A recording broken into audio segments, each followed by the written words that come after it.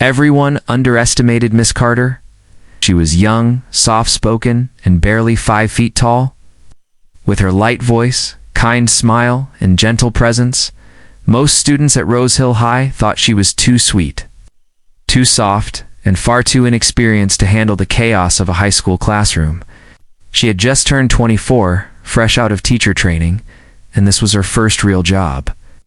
The principal had even warned her that this school wasn't easy, that the kids here had a history of testing boundaries. But Miss Carter had smiled, thanked him, and stepped into room 17 with hope in her heart and a quiet fire in her soul. Asterisk. She had always dreamed of being a teacher. Ever since she was a little girl, tutoring her younger siblings around the dinner table. Teaching for her wasn't just a job, it was a calling. She believed in second chances, in reaching the kids no one else could. And that belief was her greatest strength and greatest vulnerability.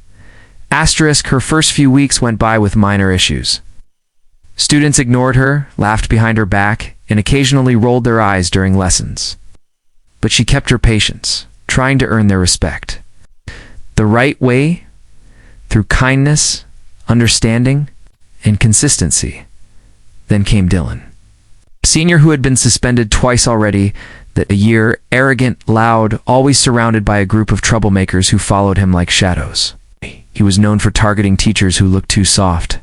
And the moment he laid eyes on Miss Carter, he decided she would be his next victim. Asterisk, it began with interruptions. He snide remarks during lessons. He'd throw paper balls, talk over her, mimic her voice, and make sure everyone laughed. When she tried to speak to him privately, he brushed her off with a smirk and a disrespectful "Relax, miss. We're just having fun." But it wasn't fun. It was calculated. Asterisk, over the next few days, the pranks escalated. Her chair was tampered with, her coffee cup mysteriously spilled on her desk. One day she found a cruel message written across the whiteboard before class. "Too soft to survive here." Miss Carter reported it, but the administration shrugged it off. "He's graduating soon," they said. "Try not to escalate anything. Just get through the semester." Asterisk, she felt alone. But she didn't break. Asterisk, what none of them knew was that before she became a teacher, Miss Carter had spent 12 years training in Brazilian Jiu-Jitsu. Her father, a former police officer and martial artist, had raised her and her brothers on discipline, respect, and self-defense. She didn't advertise it. She didn't walk around boasting. But she never forgot who she was, or what she was.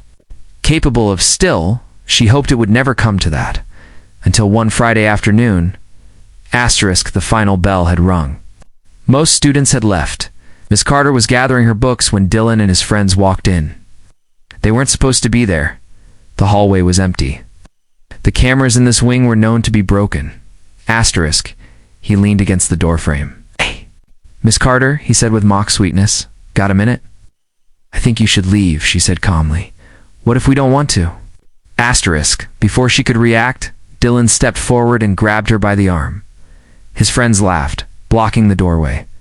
She pulled away and backed up, her heart pounding not with fear, but fury. There, in one shocking move, Dylan reached out and yanked at the collar of her blouse, tearing it.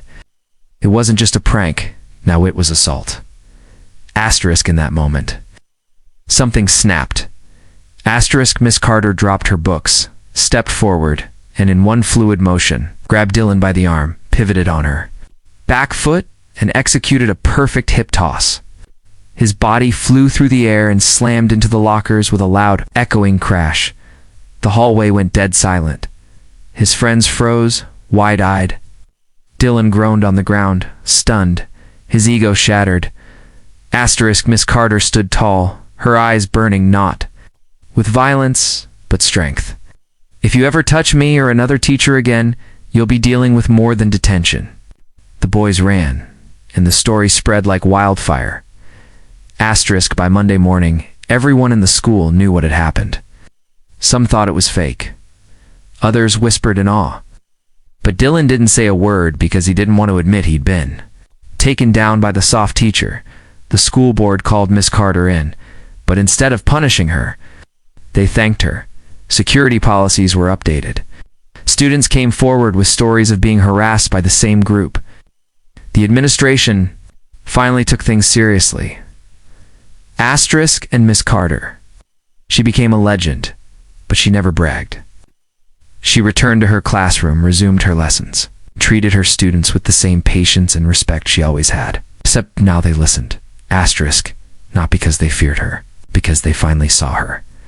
Asterisk, she wasn't just a kind-hearted teacher. She was a warrior with a chalkboard and a spine of steel. Asterisk, and from that day on, Room 17 was the safest, strongest, and most respected classroom in the building.